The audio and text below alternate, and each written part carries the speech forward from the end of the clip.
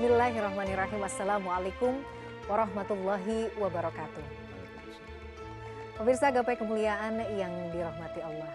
Dalam Islam, kebersihan bukan hanya soal rapi atau terlihat baik semata, melainkan cara iman hadir dalam kehidupan sehari-hari.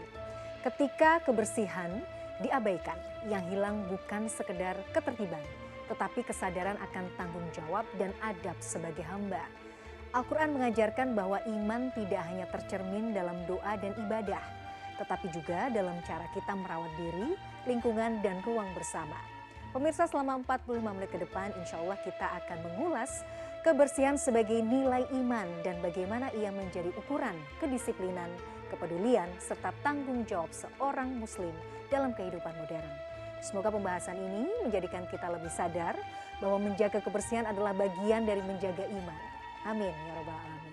Seperti biasa saya tidak sendirian, hari ini sudah hadir bersama saya di studio ada ayahanda kita Kiai Haji Harisakam. Assalamualaikum ayah, Pak Kiai. Waalaikumsalam warahmatullahi wabarakatuh. Apa kabar? Sehat? Sehat, alhamdulillah. Alhamdulillah. Ya. Ini kita sudah di penghujung tahun ya Pak Kiai ya. Ya. Sebentar lagi sudah masuk tahun yang baru, bahkan sebentar lagi tidak terasa sudah mau masuk Ramadan lagi. Kira-kira sebelum kita buka pembahasan kita Pak Kiai, apa yang perlu kita catat, apa yang perlu kita perhatikan di akhir tahun ini supaya insya Allah tahun depan kita semakin berkah, semakin menjadi hamba yang lebih baik dan semakin insya Allah rezeki dan semua hal menjadi berjalan lebih lancar Pak Kiai. Ya, biasanya kalau akhir tahun semua perusahaan itu melakukan ya evaluasi, ya kan, membuat sebuah neraca pembandingan antara faktor yang menguntungkan dan merugikan. Kalau kita sebagai manusia itu yang mau kita bicarakan ini harus jadi masuk dalam evaluasi soal kebersihan. Betul. Bersih hati, bersih pakaian, bersih segala sesuatu yang mesti bersih, termasuk rezekinya mesti bersih. Amin. Karena mau masuk ke Ramadan, Ramadannya suci, maka jangan melakukan yang kotor. Sepakat. Jadi pas sekali dengan pembahasan kita soal kebersihan, tidak hanya kebersihan secara jasmani, tapi rohani juga perlu kita persiapkan di akhir tahun, betul. jelang awal tahun dan jelang bulan suci Ramadan. Mudah-mudahan nanti memasuki bulan Ramadan di tahun yang baru, hati kita lebih bersih, semuanya lebih siap ya Pak Kiai ya. Betul. Oke. Baik Pak Kiai, sebelum kita bahas tema kita hari ini, saya juga ingin mengingatkan bagi Anda pemirsa yang juga memiliki pertanyaan, Anda bisa mengirimkan pertanyaan Anda melalui nomor WhatsApp yang tertera di layar kaca. Baik, pembahasan kita adalah soal menjaga kebersihan, dia menjaga iman. Sudah kita ketahui bersama Pak Kiai dari awal, bahkan mungkin dari kecil kita sudah tahu bahwa kebersihan adalah sebagian dari iman. Kebersihan adalah separuh dari iman. Itu hadis yang sering kita dengar dan memang bukan seolah-olah, tapi memang itu menjadi azas dan fondasi agama kita, bahwa kebersihan memang menjadi fondasi dari keimanan. Mengapa kemudian yang menjadi pertanyaan, kebersihan menjadi hal yang sangat ditekankan, menjadi hal yang sangat esensial dalam kehidupan seorang hamba Pak Kiai? Tafadhol. Ya, terima kasih Mbak Mila. Para pemirsa, saya ingin memulainya dengan hamdalah, bismillah, walhamdulillah, wassalatu wassalamu ala rasulillah, amma ba'du. Para pemirsa dan Mbak Mila yang saya hormati, ada ayat Al-Quran yang memberikan penjelasan tentang kebersihan yang bidimensional. Artinya ayat itu menjelaskan pada dua sisi kehidupan manusia. Di dalam Al-Baqarah disebutkan innallaha yuhibbut tawwabina wa yuhibbul mutatahhirin. Allah mencintai at-tawwabin, orang-orang yang kembali kepada dirinya. Atau lebih tepat mereka disebut dengan orang-orang yang bertaubat. Wa yuhibbul mutatahhirin, dan Allah mencintai orang yang bersuci. Itu tawabin dengan mutatahhirin itu bidimensional. Bersuci dari dosa dan bersuci dari kotoran fisik. Ya. Nah, ulama, pakar-pakar tafsir menjelaskan yang dimaksud dengan tawabin itu adalah apa itu yang dimaksud dengan tawabina minadz dzunubi wasyirki. Ya, mereka itu membersihkan hati mereka itu dari dosa-dosa yang bersifat fisik maupun yang non fisik, wasyirki, dan juga termasuk di dalamnya perbuatan syirik. Nah, kemudian wal mutatahhir ya innallahu wa yuhibbul mutatahhirin. Mutatahhirin itu diartikan itu adalah yatatahharuna bil ma. Mereka itu bersucinya dengan menggunakan air. Jadi Mbak Mila, ini ada ayat dan praktek masyarakat yang sebelumnya bahwa diperbolehkan dan diajarkan di dalam Islam itu pada hadis-hadis ahkam itu bahwa maaf kata bebersih dari najis besar dan najis kecil itu tidak menggunakan air. Tapi istanja'a bil hajar. Istinjanya dengan menggunakan batu. Dengan bentuk batu padat. Kemudian ayat ini menjelaskan bersuci dengan air. Nah, kalimat Allah, kalimat yuhib, mencintai itu maknanya berarti kesahan dan keafdolannya itu dengan menggunakan air. Gitu. Tetapi ada pendapat mujahid yang lain mengatakan al-mutatahhir itu maknanya itu minazunubi bi'ityanin nisa'i fi adbarihin. Yang dimaksud bersuci di situ adalah menurut Imam Mujahid itu orang yang melakukan pembersihan diri dari perbuatan kesalahan yang mereka menggauli istrinya dari belakang. Nah, ini terilustrasi oleh gambaran kaum Lut. Mereka menikah, ya, jadi mereka tidak menikah wanita dengan wanita, atau kalau dia mau menikah dengan wanita tetapi tidak menggunakan fasilitas yang sudah disediakan oleh Tuhan, tetapi dengan cara yang mereka lakukan bersama seperti laki dengan laki. Nah, yang dimaksud yuhibbul mutatahhirin itu orang yang meninggalkan praktek-praktek sodomi, praktek-praktek yang tidak senonoh yang dilakukan oleh kaum Lut. Itu yang dimaksud. Nah, jadi perspektif Al-Quran yang dimaksud bersuci bila bidimensional. Memiliki dua dimensi itu. Baru disebut bersih. Baru disebut dengan bersih ya. Dalam konteks Quran adalah bersuci dalam artian batiniah, bertaubat ya Pak Kiai, dan jasmaniah tadi ya, menggunakan air gitu ya. Oke, Masya Allah. Jadi intinya berarti Pak Kiai, ada kaitan yang luar biasa antara ketika seorang hamba, seorang muslim itu menjaga kebersihan dengan kualitas iman yang dimilikinya. Ya, ada korelasinya itu sepertinya seperti ini Mbak Mila. Orang yang sholat baik, dia sebagai muslim dan muslimah yang baik. Kalau suatu saat dia terjepit situasi, dia melakukan kesalahan, betapapun dia sudah mandi, dia merasakan kotor. Itu yang dimaksud dengan hubungan antara ya batin dengan jasmani itu seperti itu. Kalau dia benar, maka sesungguhnya betapapun dia sudah mandi, dia menggunakan sampo, dia sudah menggunakan sabun, masih terasa ada yang kotor dalam dirinya. Ya, jadi itu mengapa orang yang bersih hatinya, bersih keimanannya itu, dia pasti ekspresinya itu, segala sesuatu itu enggak suka dengan yang kotor. Karena dia kembali kepada fitrahnya itu. Tidak suka dengan yang kotor, yang bau, yang tidak indah. Masya Allah. Pak Kiai, kalau kita kemudian merujuk pada hadis riwayat Muslim yang menyatakan bahwa bersuci adalah separuh dari iman. Ini kan posisinya berarti Masya Allah ya luar biasa. Kebersihan, kesucian dalam keyakinan kita, dalam keimanan kita, itu porsinya setengah dari iman itu sendiri. Ini kan artinya luar biasa besar. Bagaimana kemudian kita mengelaborasi ini? Bagaimana kemudian kita sebagai yang masih fakir ilmu ini kemudian bisa memahaminya Pak Kiai? Iya, memang bahasa yang jawami'ul kalim. Nabi mengatakan kalimat yang pendek tetapi kandungannya panjang. Ya, an-nazafatu syatrul iman. Bersuci itu sebagian dari iman. Nah, kalau maknanya bersuci itu cuma fisik, maka hadis ini nggak cocok.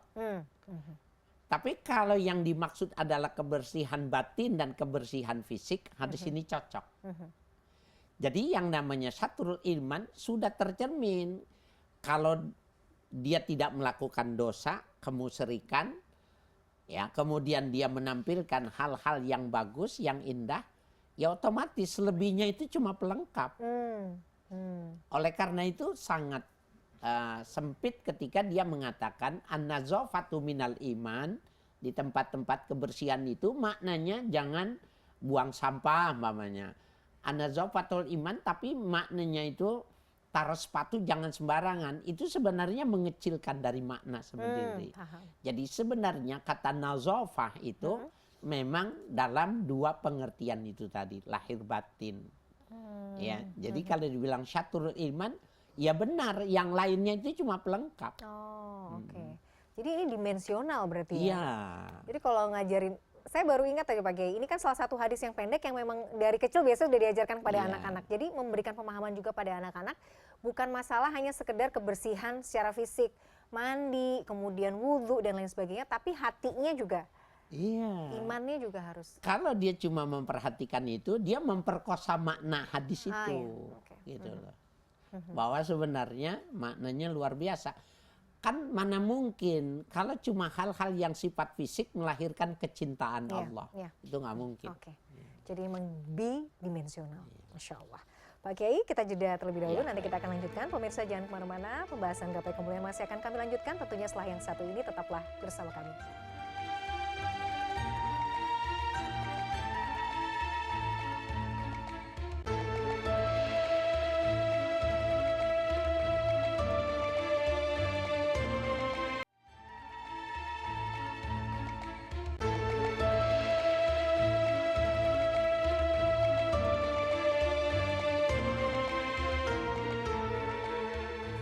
Pemirsa, terima kasih Anda masih menyaksikan Gapai Kemuliaan. Pemirsa, di segmen kedua ini, seperti biasa Kiai Haji Haris Hakam akan menjawab pertanyaan Anda, pemirsa Gapai Kemuliaan yang sudah masuk melalui WhatsApp dalam segmen Ustadz Menjawab.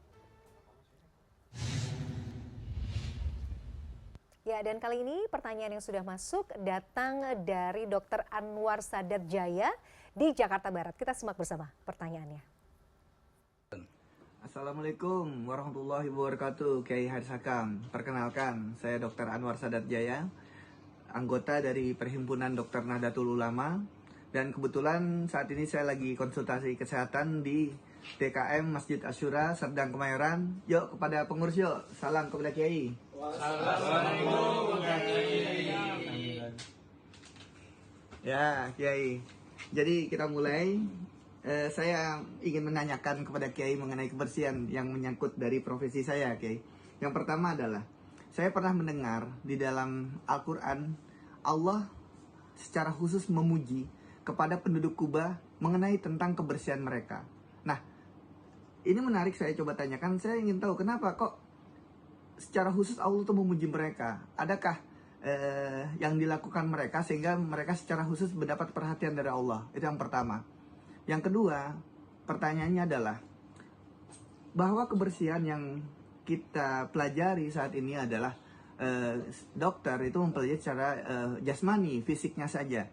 Nah, apakah selain dari dimensi fisik ini, adakah dimensi lain yang bisa dijelaskan tentang kebersihan ini, Kiai? Itu yang pertanyaan kedua. Dan yang ketiga, apa hikmah dari kebersihan di dalam Al-Quran ini? Kenapa kok kebersihan ini bisa dikasih perhatian khusus di dalam Al-Quran? Terima kasih, Kiai. Wassalamualaikum warahmatullahi wabarakatuh. Waalaikumsalam warahmatullahi wabarakatuh. Masya Allah. Satu kompi ya Pak Kiai ya. Luar biasa. Terima kasih kepada Dr. Anwar Sadat Jaya yang sudah mengajukan pertanyaan. Masya Allah, ini pertanyaannya sangat menarik dan perlu kita bahas lebih lanjut Pak Kiai. Saya coba padatkan dalam beberapa poin Pak Kiai. Yang pertama adalah pertanyaannya, mengapa Allah secara khusus memuji penduduk Kuba atas kebersihan mereka dalam Al-Quran, dan sebenarnya ada amalan apa di balik para penduduk Kuba ini kemudian sehingga Allah memberikan keistimewaan yang luar biasa? Itu dulu Pak Kiai, tafadhol. Iya, baik. Terima kasih nih Dokter Anwar. Ya. Memang ada di dalam tafsir itu asbabun nuzul, turunnya ayat fihi rijalun ya yuhibbuna ayat tatahharu. Di dalam masjid itu ada beberapa orang laki-laki yang mereka dicintai Allah dalam bersuci. ketika turun ayat itu, maka Nabi pun berusaha untuk datang ke Kuba. Jadi Kuba dari Masjidil Haram kurang lebih sekitar 5 sampai 6 kilometer. Tidak terlalu jauh. Nabi ketika berjumpa sama mereka, Nabi mengatakan, "Qad ahsana alaikumus sana fit tatahhur. Maza tasnaun?" Ya, Nabi bilang Allah memuji kalian dalam bersuci sampai diturunkan ayat pujian. Sebenarnya yang kalian lakukan itu apa? Sampai dipuji. Maka mereka menjawab, nahnu nagtasilu atharil ghaiti wal baul bil ma. Kami beristinja dari kotoran buang air besar dan buang air kecil itu menggunakan air. Nah, tadi sebenarnya kita sudah sejenak pada episode sebelumnya membahas bahwa pada masa Islam itu memang sudah ditegaskan boleh beristinja dengan benda padat. Dengan batu, kalau sekarang dengan tisu. Boleh. Di kantor kita juga sekarang ini kan disediakan orang yang tidak mau berbasah-basahan. Itu boleh. Tetapi dari ayat ini kita bisa pahami penduduk Kuba diberikan penilaian baik bahwa bersuci dengan air itu punya nilai lebih. Nah itu. Jadi orang Indonesia nih sebenarnya mendapatkan pujian ketika sejak dari kecil dia sudah membiasakan diri dengan bersuci dengan air. Itu yang dimaksud dengan pujian terhadap penduduk Kuba. Jadi karena itu tadi ya beristinja dengan menggunakan air. Itu yang menjadi poin kenapa kemudian Allah memberikan perhatian khusus ya. Apa ya istilahnya predikatnya berbeda gitu ya Pak Kiai ya, karena betul. Beristinja dengan menggunakan air karena memang ya lebih bersih ya Pak Kiai ya, dan tidak meninggalkan, sebenarnya kan kalau dengan air kan tidak meninggalkan juga bau dan juga lebih itu tadi lebih kitanya juga lebih merasa nyaman sebenarnya. Ya, pada kajian fikih itu kan yang namanya najis itu ada tiga cirinya itu, warna, bau dan rasa. Iya. Kalau cuma bau saja sebenarnya itu termasuk ma'fuun anhu, dimaafkan. Atau cuma ada warnanya saja. Sebenarnya umpamanya di celana dalam kita itu ada flek kuning umpamanya. Maka itu dimaaf. Tidak masalah, asalkan tidak yang menyangkut dimensi fisik itu kalau rasa, artinya bendanya masih ada kalau ukuran dari rasa itu, ainnya, bendanya itu. Nah sehingga bersuci dengan menggunakan benda padat yang suci memang sangat memadai dan tidak boleh lagi dipertanyakan apakah suci atau tidak. Nah, begini Mbak Mila, dulu ada ayat turun wala tarfa sautakum fauqa sautin nabi. Jangan kau angkat suaramu lebih tinggi dari suaranya Nabi. Ada salah seorang sahabat itu yang vokalnya keras. Ngomongnya itu keras. Saya punya tetangga itu, kalau dia ngomong sendiri seperti 10 orang gitu loh. Memang ada orang yang punya vokal tinggi itu. Maka ketika turun ayat itu dia nggak ngumpul lagi dengan Nabi. Karena merasa malu, suaranya lebih tinggi gitu. Maka ketika Nabi bertanya dan disuruh menanyakan kenapa, itu salah satu Nabi suka mengabsen orang yang ngaji itu ya. Ternyata ayat itu yang menyebabkan. Maka Nabi suruh kembali dia bahwa yang dimaksud itu bukan suara ini.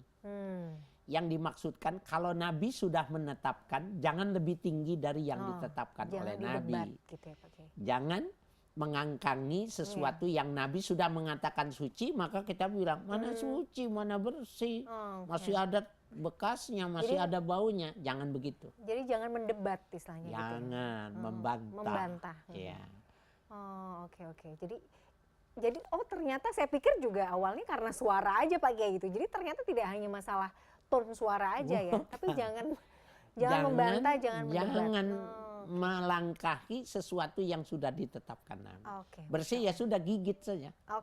Apapun itu gitu, gigit dengan gigi geraham ya, sekuat-kuatnya. Masya Allah, baik, paham.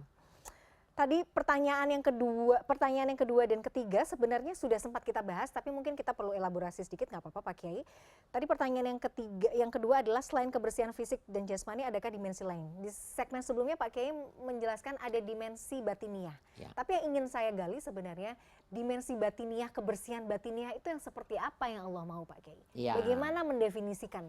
Ya, karena memang tawabin dengan mutatokhirin dalam satu rangkaian. Dia harus bidimensional, lahir dan batin bersih. Adapun ukurannya, apa yang dimaksud dengan kotor batin itu, pertama adalah dari syirik. Jadi kesyirikan itu merusak batin manusia. Ya, ketika dia menyebut-nyebut adanya kekuatan, adanya sesembahan, adanya Tuhan selain daripada Allah itu, hatinya itu kotor.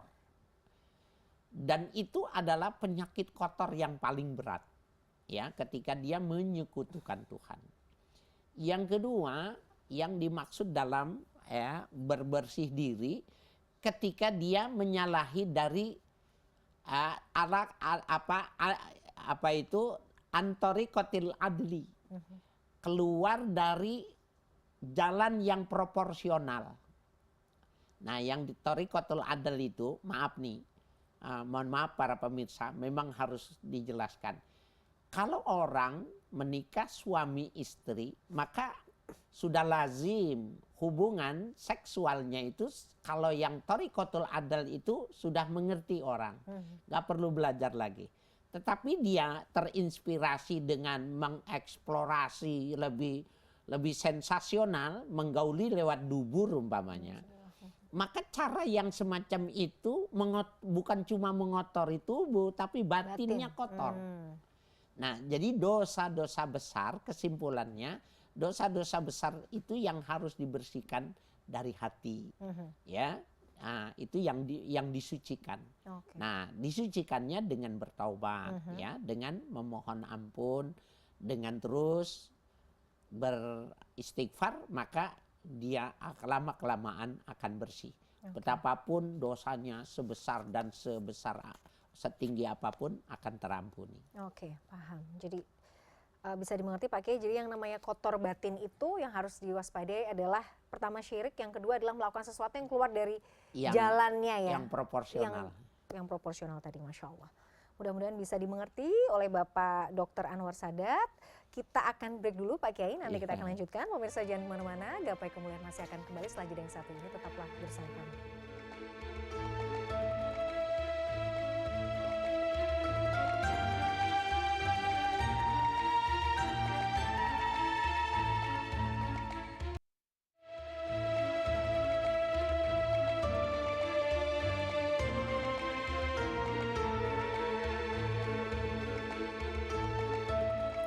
Pemirsa, terima kasih Anda masih menyaksikan Gapai Kemuliaan dalam episode Menjaga Kebersihan, Menjaga Iman.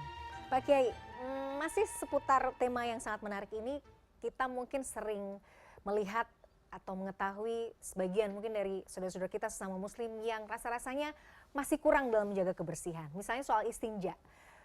Kan seharusnya kalau buang air besar atau buang air kecil harusnya di tempat yang sudah disediakan, membersihkan diri dari hadas juga harusnya proper gitu ya, atau maksimal gitu. Tapi kadang-kadang kita bisa melihat ada yang mungkin buang hajat di pinggir jalan, tidak disiram dan segala macam gitu. Ini kan kadang-kadang kita masih merasa aduh miris gitu ya. Nah, kira-kira apa yang kemudian bisa terjadi kalau kita misalnya masih merasa ini tuh tidak masalah, masih merasa bahwa urusan istinja ini bukan hal besar gitu. Apa yang bisa berpengaruh terhadap mungkin kondisi keimanan kita atau mungkin ibadah kita seperti apa dampaknya Pak Kiai? Iya, ada pengalaman rohani namanya. Pengalaman rohani itu bagian dari sebuah pancaran imaniah. Jadi iman memancarkan cahaya dan cahayanya itu masuk ke relung hati kita itu, maka pada saat itu dia merasakan sebuah pemaknaan dari sebuah pancaran imaniah itu tadi. Kalau orang yang sudah mendapatkan pancaran dari nur imani yang semacam ini, dia sendiri itu kira-kira itu kalau cahaya itu nggak mungkin masuk kepada relung yang kotor. Ya. Nggak mungkin. Jadi tidak mungkin dalam yang fisika saja, kita tidak mungkin menaruh sapu yang kotor kemudian di atas televisi yang mahal bawahnya. Di atas tempat tidur yang bagus. Karena memang secara khalqiyah kita nggak suka itu. Gitu. Nah, iman juga yang merupakan cahaya. Cahaya itu nggak bisa masuk ke relung hati kalau relung hatinya itu kotor. Maka persyaratan untuk masuknya keimanan itu dia harus membersihkan. Membersihkan hatinya itu. Lalu ketika dia sudah bersihkan hati, masuknya nilai-nilai keimanan itu tadi, maka membekas, rembes, memberikan pengaruh kepada hal-hal yang sifatnya fisik. Maka dia nggak suka lagi, maaf kata, dia lebih kuat, lebih mau untuk bertahan sampai menunggu dia berkendaraan, dia rela itu untuk menunggu sampai kepada rest area atau ada pom bensin untuk melakukan ya bersih-bersih, buang hajat kecil dan lain sebagainya, ketimbang dia berhenti di jalanan ya, kemudian dengan seadanya dia melakukan istinja. Maka itu tidak akan terjadi bagi orang yang secara otomatis bersih hati, maka otomatis bersih juga perilakunya. Udah otomatis itu. Asarnya akan memberikan dampak seperti itu. Jadi itu sudah apa ya istilahnya hubungan timbal balik ya Pak Kiai. Ya. Kalau dia bersih secara fisik begitu ya, nanti akan berpengaruh juga pada bagaimana kondisi keimanan batinnya. Betul. Dia nggak betah lihat sesuatu betul. yang kotor itu, dia nggak susah. Dan itu kita akan lihat kebiasaan itu bukan di rumah dia, di mana saja dia. Maka dia membersihkan sesuatu yang kotor dekat dia.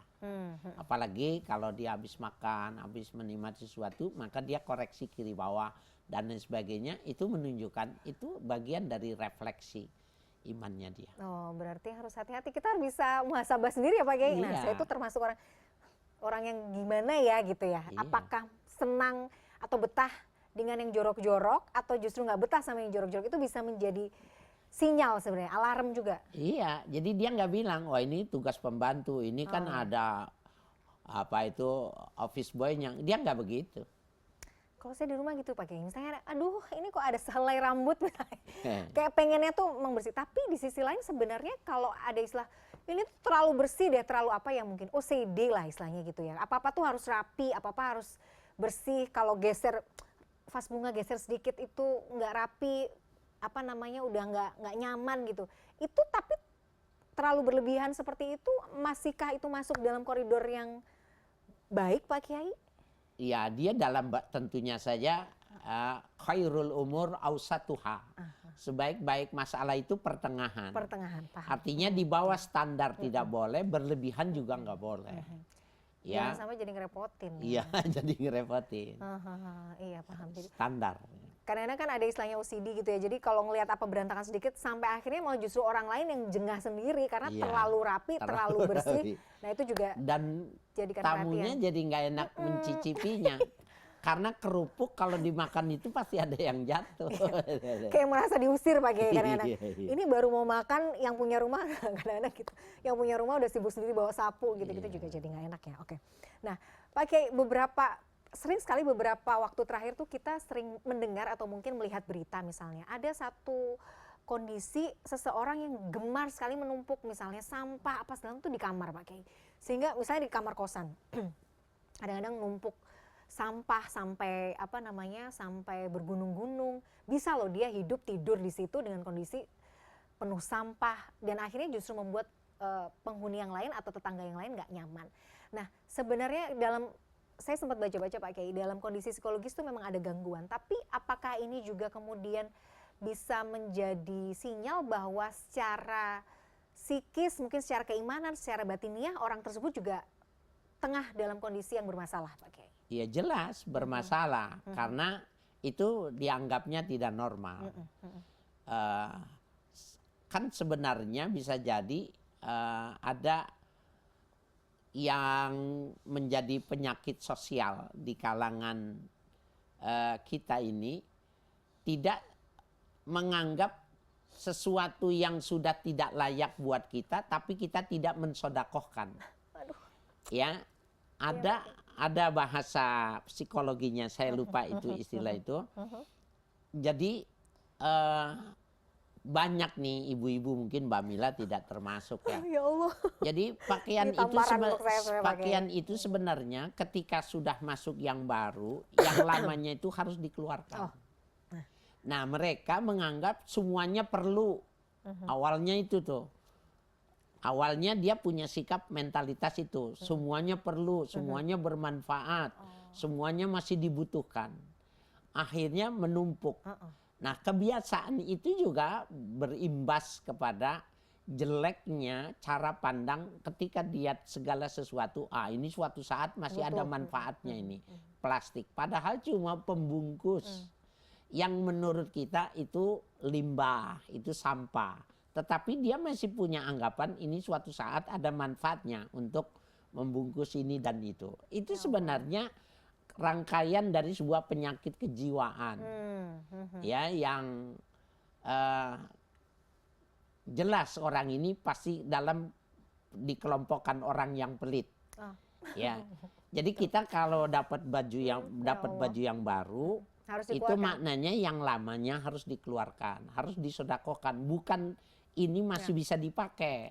Itu loh. Menarik nih. Nanti ini sangat relate dengan kehidupan ibu-ibu terutama ya Pak Kiai ya. Jadi apakah memang betul menumpuk itu tadi pakaian atau barang-barang yang kemudian sebenarnya sudah tidak terpakai itu juga bagian dari ini tadi Pak Kiai, tema kita hari ini. Kita akan bahas lebih lanjut, tapi kita jeda terlebih dahulu. Pemirsa jangan kemana-mana, Gapai Kemuliaan masih akan kembali setelah jeda yang satu ini.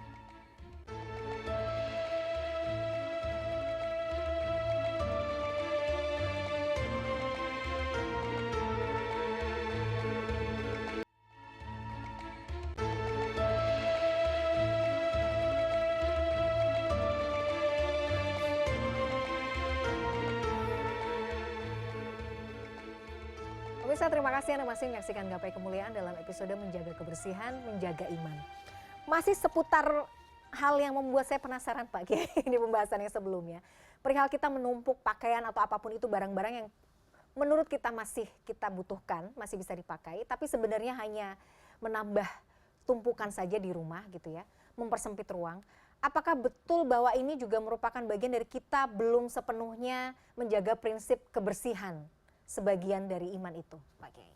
Iya, pasti ya. Jadi secara refleksional itu iman itu memberikan dampak seperti itu. Jadi nggak usah mengaku, tapi bisa dilihat dari tata cara berkehidupan, maka sudah ada gambaran bahwa dia sebagai orang yang bersih atau tidak bersih keimanannya. Dilihat dari kesehariannya itu sudah terlihat. Seperti Mbak Mila ini pakaiannya rapi, bagus, walaupun cuma sebentar. Tapi itu cerminan bahwa mudah-mudahan ini juga bagian dari sebuah cerminan ya yang hadir, yang ada di dalam batin kita itu. Pertanyaannya kemudian Pak Kiai, betul ya dengan apa yang dikatakan orang-orang, hati-hati loh numpuk baju, dihisap. Kalau nggak kepake itu baju, 40 hari nggak kepake bajunya dihisap. Apakah memang seperti itu Pak Kiai? Ya, jawabannya seperti ini. Suatu saat Sayyidina Abu Bakar gelisah di dalam masjid. Ya, gelisah, jalan-jalan, kira-kira seperti itu. Tidak lama kemudian Umar datang. Maka ditanya, ada apa kau di sini? Gitu. Perutku lapar.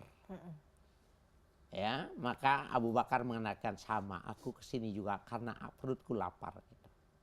Tidak lama kemudian Nabi datang. Maka ditanya keduanya dan Nabi mengatakan sama, aku juga lapar. Masya Allah. Maka Nabi bilang, ayo kita ke rumahnya Fulan. Sahabat kita mudah-mudahan dia punya rezeki. Maka berangkatlah bertiga orang ini ke rumah sahabatnya itu. Ternyata suaminya tidak ada. Dan istrinya kenal dengan Nabi dan kedua sahabatnya ini, maka disediakan minum makanan di tempat itu. Tidak lama kemudian sahabat itu pulang, maka dia ke belakang dipotong kambing, disembelihkan kambing, dimakan nikmat itu, sampai nikmat. Kemudian mau pamitan dia, pamitan. Tapi sebelum pamitan, salah seorang dari sahabat ini bertanya, ya Rasulullah, aha hadza hisaban yaumal qiyamah. Apakah makan yang diberi sama orang ini juga akan dihisab di yaumil qiyamah? Naam, kata Nabi. Kita ke rumah orang dikasih makan, itu akan dihisab, apalagi bajunya yang nggak dikeluarin dari lemari. Oke, baik, pakai. Ya, nah lihat nih Nabi. Nabi itu manakala ada orang memberikan baju, maka dia cari tempat dibuka baju yang lama dan dipakai baju yang baru. Kalau dikasih sorban, dilepas sorban yang lama, dipakai sorban yang baru. Hari itu juga, detik itu juga. Sorban yang lama diberikan orang lain. Dikasih orang lain. Oh, waduh. Bukan disimpan. Masya Allah ya, luar biasa ya. Jadi sebenarnya konsep less is more atau sedikit itu lebih baik, itu tuh memang menjadi esensi dalam ajaran agama kita, Pak Kiai. Iya, kan Jadi yang semakin- memberinya juga senang. Dan ketika karunia diberikan dengan cara memberikan karunia yang lain, itu menarik karunia yang lain. Ya, jadi la azidannakum, pasti aku berikan itu kalau kau berikan lagi gitu loh. Maknanya begitu. Tapi kalau kau simpan, tidak aku tambahkan. Hati-hati ini, jadi yang suka numpuk tas-tas banyak. Iya, subhanallah. Tapi kan mikirnya, wah nanti kalau butuh Pak Kiai, kan butuh warna yang ini. Kalau kita ada, kan kita nggak perlu beli lagi yang baru gitu. Iya. Yang mencari pembenaran sebenarnya Pak Kiai. Ya, sebenarnya kita bisa jujur Ya, dengan apa suara hati kita kok. betul. Mana yang kita Butuh. anggap itu butuh, mana sisi kita sebagai seorang kolektor sebenarnya kita tahu kok. Ya, untuk menjawab itu ya. Oke. Luar biasa ya. Jadi intinya, ayo kita bongkar lemari kita ya. Pelan-pelan kita mulai harus, ya walaupun sebenarnya proses itu juga buat saya pribadi itu memang agak butuh proses Pak Kiai ya kan. Iya. Itu pelan-pelan gitu. Tapi kita bisa mulai ya Pak Kiai ya. Ya, ini pada saat yang semacam ini menjadi sangat perlu. Nah, terlebih lagi sekarang ini Mbak Mila, kan saudara-saudara kita di Nah, Sumatera betul. ya. Di Sumatera mereka sangat membutuhkan. Ayo para pemirsa, kita turunkan pakaian kita ya yang masih layak pakai itu kita kumpulkan. Banyak sekali lembaga yang membuka untuk itu. Itu yang pertama. Yang kedua, baju yang kita pakai itu pernah dilihat oleh tetangga kita sebenarnya. Iya. Ya, nah yang dulu ngelihatnya bolak-balik dari atas ke bawah, kita Ya kasihnya Allah. ke dia. Ya Allah. Ya Allah. Ya, Tapi kasihnya dalam kondisi yang masih bagus ya Pak Kiai, Iya. bukan dalam kondisi udah jangan sudah jelek, layak ya. walaupun tetap bermanfaat ya, tetapi dianggapnya itu kita masih pelit juga. Jadi ya sudah. Oke. Sudah, nanti buktiin Mbak Mila ya, kalau kita melakukan itu masuknya lebih banyak lagi baju-baju baru itu. Waduh, amin ya Rabbal alamin. Tapi begini Pak Kiai, adakah semacam guidance gitu atau pedoman ketika misalnya kita ingin berbagi mungkin barang yang sudah pernah kita pakai kepada mungkin saudara kita, tetangga, keluarga gitu. Yang seperti apa yang seharusnya memang kadang-kadang saya nggak mau ngasih karena kayaknya udah terlalu lama saya pakai gitu. Tapi kan di sisi lain kita juga perlu mengeluarkan yang rasa-rasanya kita sudah harus keluarkan gitu. Bagaimana baiknya? Kan kalau di Islam juga harus memberikan yang bagus sebenarnya. Kalau bisa baru ya baru, kalau bisa yang sesuai sama yang kita pakai gitu kan. Nah, jadi kalau maaf nih para pemirsa, karena memang ditanya jadi saya mesti menjawabnya. Mumpung Pak Kiai. Kalau pakaiannya itu sudah agak udah agak berbeda gitu, tidak semestinya, maka kita buat seleksi itu. Jadi KW 1, 2, 3. Kalau yang KW 2 dan KW 3 itu semakin jauh kita mengopernya, Mbak Mila. Ya. Jadi yang KW3 itu semakin jauh kita berikannya. Jangan tetangga. Yang tetangga dekat itu KW1.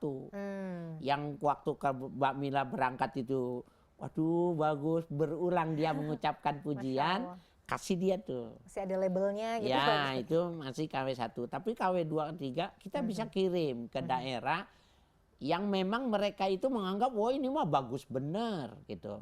Ya, bahkan dia akan senang dipujinya.